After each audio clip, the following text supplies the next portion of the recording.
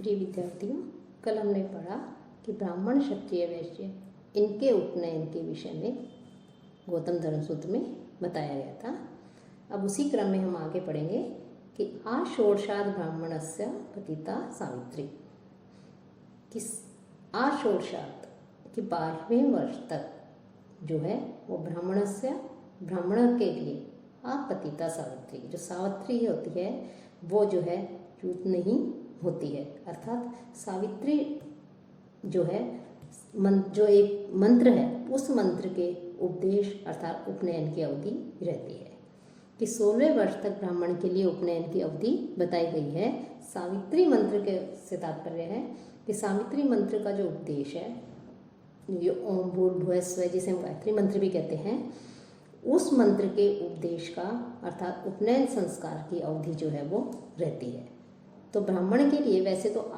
8 वर्ष उपनयन संस्कार कहा गया है, लेकिन 16वें वर्ष तक वो उपनयन संस्कार ब्राह्मण का हो सकता है और तब तक जो है 16वें वर्ष तक उसका उपनयन संस्कार हो जाना चाहिए। तब तक सावित्री मंत्र का उपदेश दिया जा सकता है, उसकी उपनयन संस्कार की अवधि रहती है। और इसके यदि 16वें वर्ष तक भी उसका उपनयन संस्कार नहीं किया जाता है तो फिर जो है वो एक तरह से ब्राह्मण नहीं रहता है कि। और आगे कह रहे हैं द्वाविंशते राजन्य से द्व्यधिकाया वैश्य से। और इसी प्रकार से कि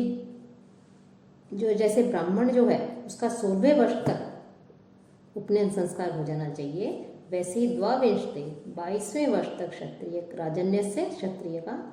और द्व्यधिका और उससे 2 वर्ष अधिक तथा 22 में 2 जोड़िए 24 हो जाएंगे। तो 24वें वर्ष तक जो वैश्य है उसका उपनयन संस्कार किया जा सकता है। कि ब्राह्मण का जो है वैसे 8वें वर्ष में कहा गया है, लेकिन 16वें वर्ष तक उसका उपनयन संस्कार किया जा सकता है। क्षत्रिय का 22वें वर्ष तक उपनयन संस्कार किया जा सकता है और वैश्य का जो है 24वें वर्ष तक उपनयन संस्कार किया जा सकता है। मोंजी ज्या और भी सोत्रो मेखला क्रम। अब ब्राह्मण क्षत्रिय वैश्य इनका उपनयन संस्कार होता है तो कह रहे हैं कि इनकी जो मेखला होती है वो किस प्रकार की होती है, कैसे की बनी हुई होती है, उसके लिए कह रहे हैं कि ब्राह्मण क्षत्रिय और वैश्य इनके लिए क्रमशः है मूंज की मेखला होती है, मौरवी जो घास होती है उसकी बनी हुई जो है जो धनुष की डोरी होती है एक तरह से वो उसकी बनी हुई मेखला होती है, और सोत्रो जो धनुष की डोरी है सूत है उस सूत की जो है उसकी मेखला होती है। कि ब्राह्मण के लिए मूंज की, क्षत्रिय के लिए मोर में जो घास है उसकी, और वैश्य के लिए जो है सूत की मेखला कही गई है। तो इस प्रकार से ब्राह्मण क्षत्रिय और वैश्य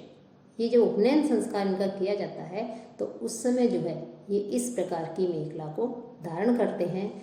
तीनों के लिए ही अलग अलग प्रकार की मेखला के विषय में बताया है कि, और साथ ही साथ मेखला धारण करने के अलावा मेखला था जो कमर में पे बांधते हैं उसे मेखला कहा जाता है। इसके अलावा जो उत्तरीय है जो अब वस्त्र डालते हैं उसके लिए भी कह रहे हैं कि वो उत्तरीय उनका कैसा होना चाहिए। कृष्ण रुरु वस्ता अजिनानी कि इन तीनों के क्रमशः कृष्ण काले मृग जो है उसका चर्म का, धब्बे वाले रुरु मृग के चर्म का, और जो अजिन कह रहे हैं उत्तरीय वो किसका होता है, जो अज है अर्थात जो बकरा है उस बकरी के चर्म का उत्तरीय होता है। अर्थात ब्रह्म जो बालक हैं जो अध्ययन के लिए जाते हैं, जो उपनयन संस्कार जिनका है उन्हें फिर क्या धारण करना चाहिए, उनके लिए कह रहे हैं क्रमशः है कि ब्राह्मण जो है वो कृष्ण मृग जो है काला जो मृग है उसके चर्म को उत्तरीय के रूप में धारण करता है, और रुरु जो मृग है उसके चर्म को जो क्षत्रिय है वो धारण करता है, और बकरे का जो चर्म है उसको उत्तरीय के रूप में जो है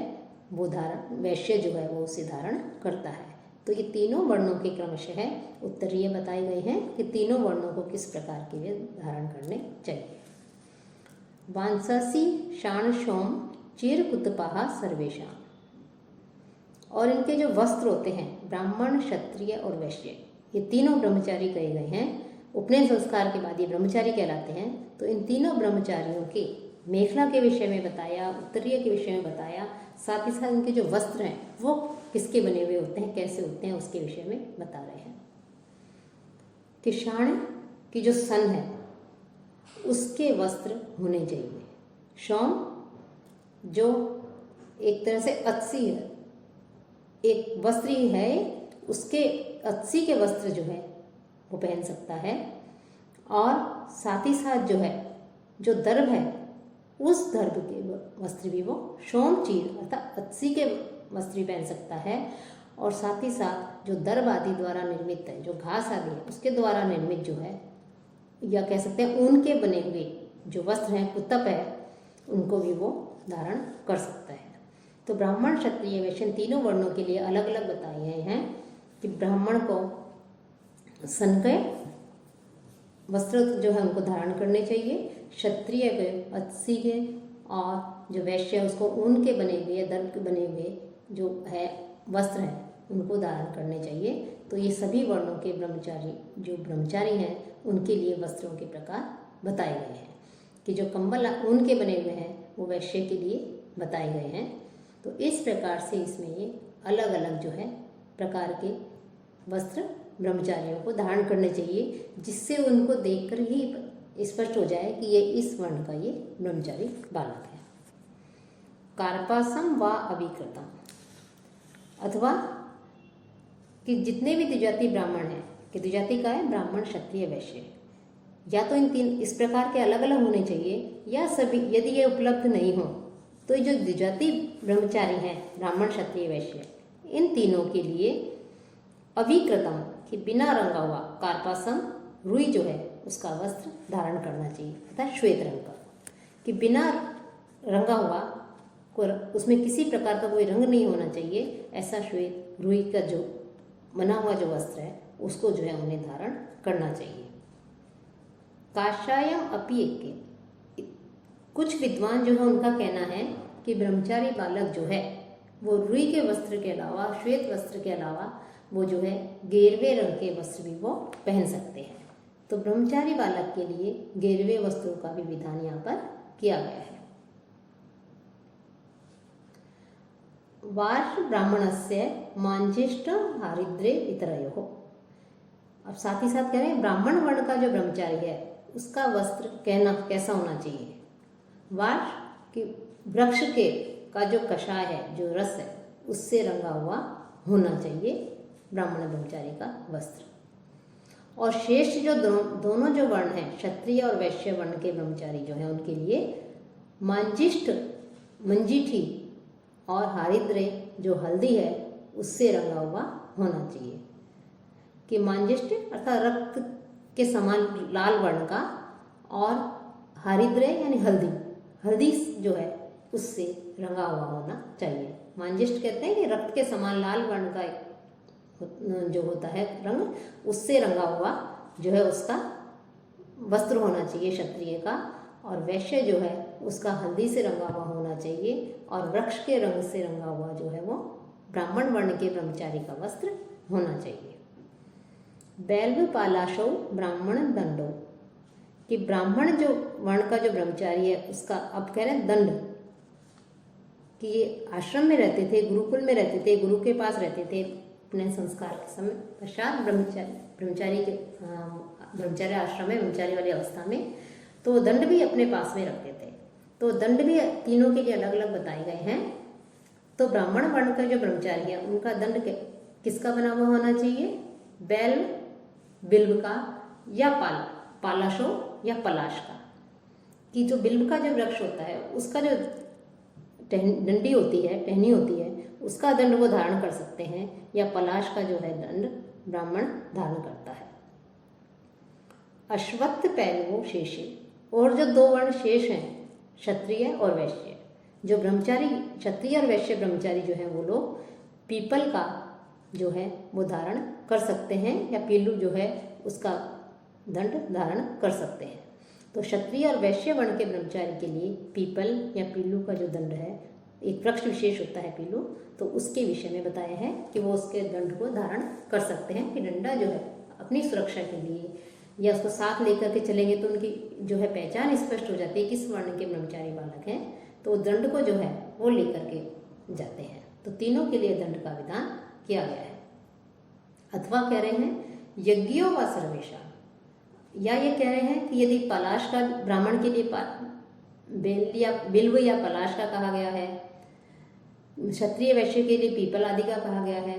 तो लेकिन ये जो दंड बताए गए हैं किसी कारण से यदि ये उपलब्ध नहीं होते हैं, जहाँ वो रह रहे हैं वहाँ इस प्रकार के वृक्ष नहीं हैं, तो इन्हें उपलब्ध नहीं हो पा रहे हैं, तो इन ब्राह्मण क्षत्रिय वैश्य इन तीनों के लिए सभी ब्रह्मचारियों के दंड जो हैं वो यज्ञों व सर्वेशा, कि यज्ञ में प्रयुक्त जो वृक्ष है, कि जिसके वृक्ष की लकड़ियों के द्वारा यज्ञ आदि किया जाता है, हवन आदि किया जाता है, तो उस यज्ञ में प्रयुक्त जो वृक्ष है उस वृक्ष के दंड वो तीनों बालक धारण कर सकते हैं। और कैसे होने चाहिए वो दंड? अपीड़िता यूप वक्रा सशल्का, कि अपीड़िता कि किसी कीड़े आदि के से वो जो है अक्षत हो, अर्थात कीड़ों आदि के द्वारा उस दंड को नहीं भेदा गया हो, उस वृक्ष दंड में कीड़े आदि नहीं लगे गए हो। और यूप वक्र, यूप की तरह ऊपर से वक्र अर्थात घुमा हुआ, कि यज्ञ जो है यज्ञ में जो खूंटा होता है वो सीधा होता है लेकिन ऊपर की तरफ से थोड़ा वक्र होता है, घुमा हुआ होता है, उसी तरह से कह रहे हैं कि यज्ञ यूप के समान यज्ञ के खूंटे की तरह ऊपर से वक्र जो है वो होना चाहिए। सशल का साथ ही साथ छाल से युक्त भी होना चाहिए, उसमें छाल आदि भी होनी चाहिए, तो इस प्रकार के दंड वो धारण कर सकता है। मूर्ध ललाट नासाग्र प्रमाण, अभी जो दंड बताए गए हैं ये कितने बड़े होने चाहिए, इसके लिए भी तीनों के लिए ब्राह्मण क्षत्रिय वैश्य जो द्विज हैं इन तीनों के लिए अलग अलग प्रकार की लंबाई के जो है वो दंड बताए गए हैं, कि ब्राह्मण क्षत्रिय वैश्य के दंड जो है वो वर्ण क्रम के अनुसार मूर्ध सर तक, ललाट तक, नासाग्र जो नासिका का जो अग्रभाग है वहाँ तक होने चाहिए, कि ब्राह्मण का जो दंड है वो सर तक होना चाहिए, क्षत्रिय का ललाट तक, और वैश्य जो है उसका जो दंड है वो नासिका के अग्रभाग तक होना चाहिए। मुंड जटिल शिखा जटाश्चय, कि और ब्रह्मचारी, ये तो इस प्रकार के दंड की विधि बता दी, उनके वस्त्र आदि बता दिए। अब जो है ब्रह्मचारी जो है कैसे रहे, मुंड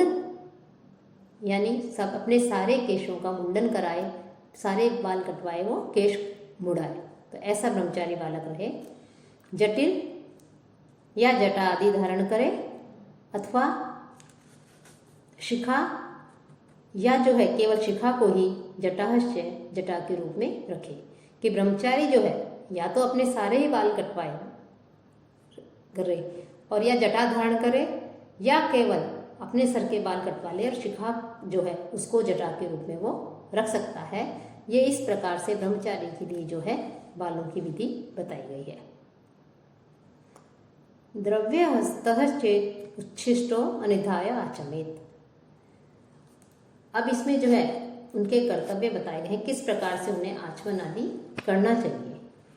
कि यदि हाथ में कोई वस्तु लिए हुए है या भोजन करने के उपरांत कोई झूठा हाथ है, तो उस हाथ में की रस में ली हुई वस्तु को जो है उसको अलग रखे बिना है उसे आचमन करना चाहिए। इसके कई अर्थ बताए हैं। एक अर्थ ये भी है कि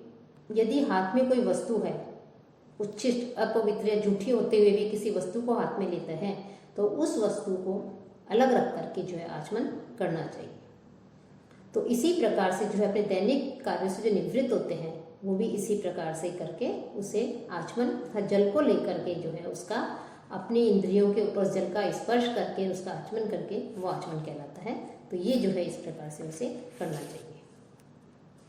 अब साथ ही साथ ये जो गौतम धर्मसूत्र है इसमें आगे द्रव्यों की शुद्धि भी बताई गई है, कि मांजने से, आग में तपाने से, काटने से, धोने से, धातु के, मिट्टी के, लकड़ी के और सूत से निर्मित जो वस्तुएं होती हैं वो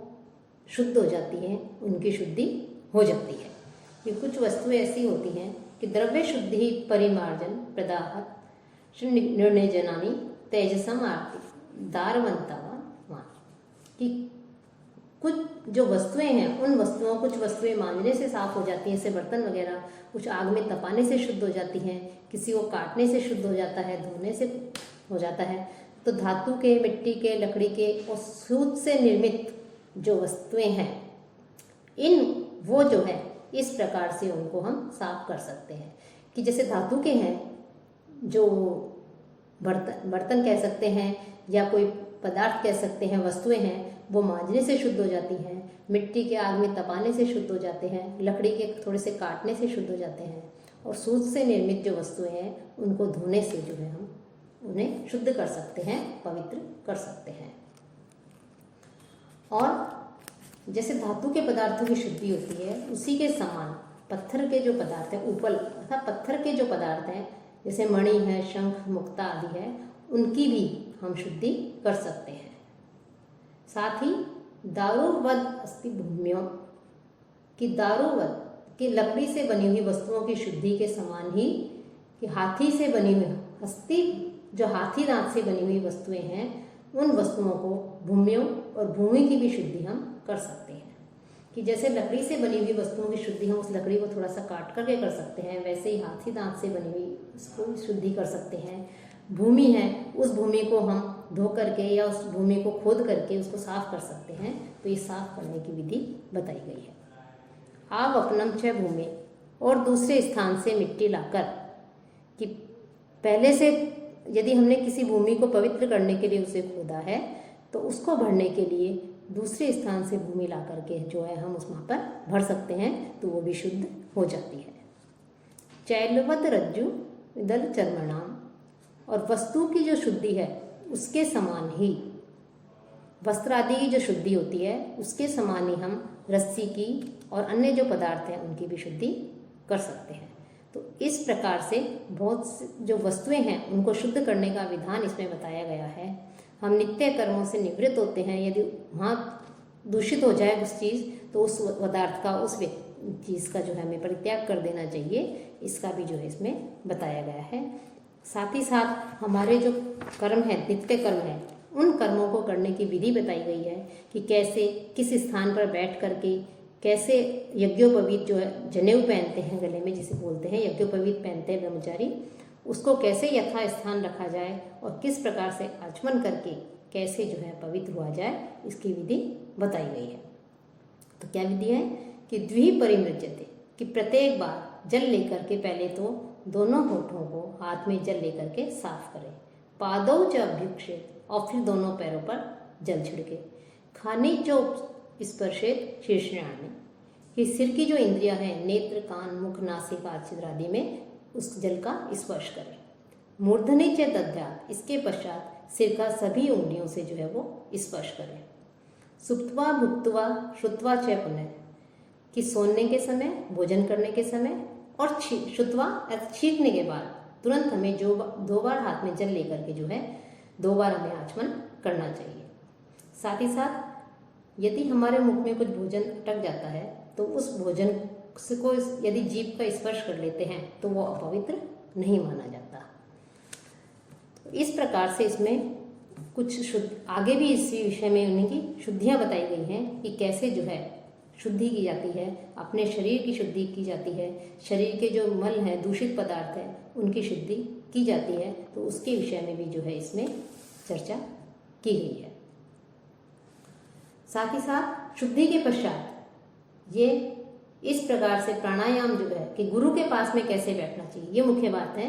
कि इसके पश्चात शुद्धि बताई गई है। और वेदों में जैसी शुद्धि बताई गई है, जैसी शुद्धि का विधान है, वैसा ही इसमें ब्रह्मचारी के लिए भी शुद्धि का विधान बताया गया है। फिर गुरु के पास में कैसे बैठना चाहिए, प्राणायाम कैसे करना चाहिए, कितने समय करना चाहिए, इसके विषय में आगे बताया जाएगा।